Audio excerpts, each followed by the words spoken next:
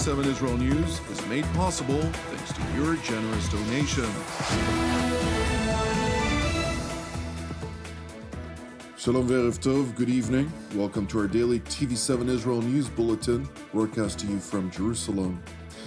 Prime Minister Benjamin Netanyahu emphasizes that Hamas must disarm or else face renewed war. President Donald Trump says he would like to see regime change in Iran. The Islamic Revolutionary Guards Corps relaunches a naval exercise in the Strait of Hormuz. The Islamist Hamas terror organization must disarm as part of Phase 2 of U.S. President Donald Trump's 20-point plan. Israeli Prime Minister Benjamin Netanyahu, in an address to the Conference of Presidents of Major American Jewish Organizations, emphasized Jerusalem's hope for President Trump's plan to succeed. And if it does not, in line with President Trump's succinct commitment, Israel will be forced to re-engage the terror group militarily to ensure its demise. We're giving the president's plan a chance. And he put it very succinctly. He said, it can be done the easy way, or it can be done the hard way. We hope that it'll be done the easy way, because we know the ravages of war. We know what it means to lose people. We know the human cost of war. But that goal has to be achieved one way or the other, and one way or the other, it will be achieved. The Islamist Hamas has thus far refused to disarm, while its patrons in Turkey and Qatar have sought to promote a plan in which the designated terror group would merely relinquish heavy munitions and systems at its disposal, a position Israel vehemently rejects. Disarmed means that it must give up its weapons, not main weapons. And what are the main? People said heavy weapons. There are practically no heavy weapons in Gaza. There's no artillery, there are no tanks. There's nothing. The heavy weapon, the one that does the most damage, is called an AK-47. Okay? That's it. That's how they execute people. That's how they shoot our people. That's what they use. Assault rifles. That's what they used in the massacre of October 7th. That's what they used. That's what they did the worst massacre of the Jewish people since the Holocaust with AK-47s. 60,000 of them. They have to go outside. Obviously RPGs, rockets, and so on. But that's the main weapon. And that has to go. In addition to Hamas disarming, the terror group's military infrastructure will have to be degraded to include a remaining 350 kilometers or 212 miles of subterranean infrastructure, where the Palestinian terror group maintains weapons manufacturing facilities among other terrorist targets, all of which must be degraded before any type of reconstruction takes place. Separately, vis-à-vis the Islamic Republic of Iran, Benjamin Netanyahu asserted that President Trump is determined to exhaust the possibilities of achieving a deal, which he believes can be achieved, while the Prime Minister himself remains skeptical. I just came back from the United States for a very important meeting with President Trump. Obviously, the focus was on Iran. The President is determined to exhaust the possibilities of achieving a deal which he believes can be achieved now because of the circumstances that have been created, the force projection, and the fact that, as he says, Iran must surely understand that they missed out last time, and he thinks there's a serious probability that they won't miss out this time. I will not hide from you that I express my skepticism of any deal with Iran because, frankly, Iran is reliable on one thing.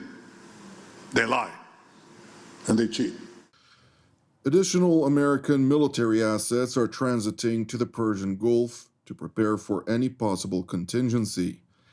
However, U.S. Secretary of State Marco Rubio asserted during a joint press conference with the Prime Minister of Slovenia that President Donald Trump remains poised on a diplomatic outcome to the conflict with the Islamic Republic of Iran. And while refusing to expand on plausible attacks against the Islamic Republic of Iran, he also highlighted the radical fundamentalist nature of the murderous Ayatollah regime in Tehran. I'm not going to talk about attacks on Iran or anything of that nature because the president's made clear he prefers diplomacy and an outcome of negotiated settlement. Now, we're dealing with radical Shia clerics. Okay, we're dealing with people who make geopolitical decisions on the basis of pure theology, and it's a complicated thing. I mean, no one's ever been able to do a successful deal with Iran, but we're going to try. Steve Witkoff and Jared Kushner will be traveling. I think they're traveling right now to have important meetings, and we'll see how that turns out. And we'll always comply with the applicable laws of the United States in terms of involving Congress in any decisions. But right now, we're not talking about any of that.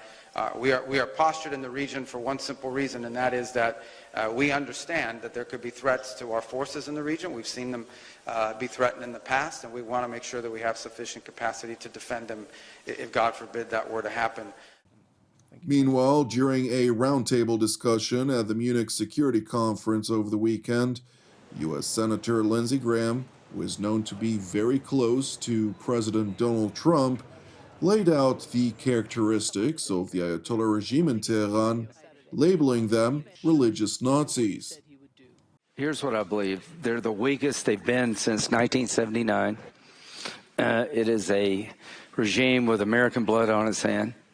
It is a great disruptor of the region. It's a religious theocracy that if they could get a nuclear weapon, they would use it to advance their religious goals, which are three: purify Islam, destroy the Jewish state, and come after us. Hitler wrote a book. He wanted to kill all the Jews. Nobody believed him. I believe the Ayatollah and his regime, not the Iranian people, are religious fanatics, religious Nazis. Hitler wanted a master race. They want a master religion. So why do I mention that? There's no negotiating with these people, in my view. They're hell-bent on enacting an agenda based on religion that teaches them to lie, teaches them to destroy in the name of God.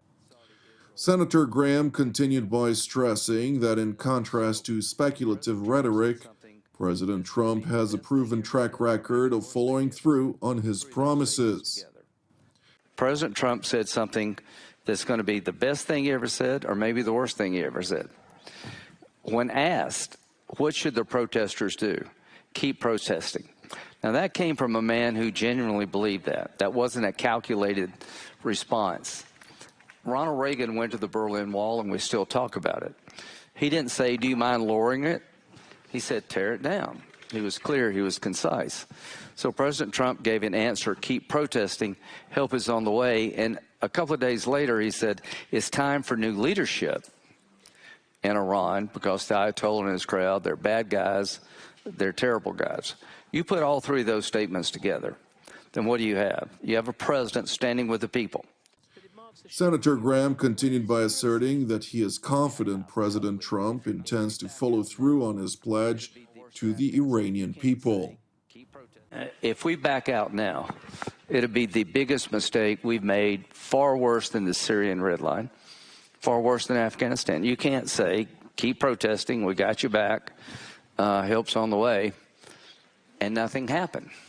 That's why I am confident that President Trump will get an outcome consistent with those three statements through diplomacy or military force. It is important to know that President Donald Trump responded to a question over ways to avert a military confrontation with the Islamic Republic of Iran. What can Iran do to avoid attack? Give us the deal that they should have given us the first time. If they give us the right deal, we won't do that. But, you know, historically, they haven't done that. I will say they want to talk, but so far they do a lot of talking and no action.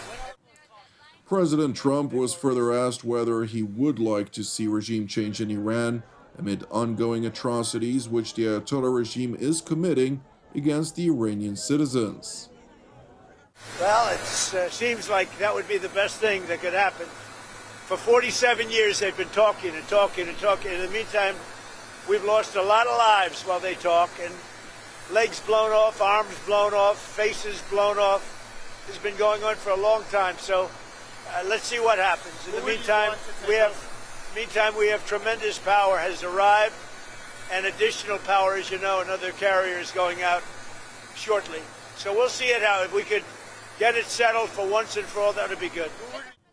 It is interesting to know that when asked who would replace the Ayatollah regime, President Trump noted that they do have someone lined up for the job. And while the Ayatollah regime continues to release statements regarding American concessions related to Iranian nuclear enrichment, President Trump remains unequivocal in his demand for the Islamic Republic to end any and all enrichment within Iranian territory. Would you accept anything less than zero nuclear enrichment? We don't want any enrichment. While Iran continues to release baseless claims in a desperate attempt to control the narrative, the Islamic Revolutionary Guards Corps Navy has launched a new naval exercise in the Persian Gulf, with a media campaign circulating on regime-controlled media stations in an attempt to reassure supporters of the regime. Thank you for watching TV7 Israel News, which is made possible by the generosity of our viewers. If you would like to help support TV7 Israel, as we work fervently to update you on the latest and most complex issues related to Israel and beyond, you can donate via our website at www.tv7israelnews.com. Separately, please keep praying for the peace of Jerusalem and redemption of Israel. I'm Jonathan Hassan, wishing you a Shavua Mevorach, and God willing, until our next update. Shalom from Jerusalem.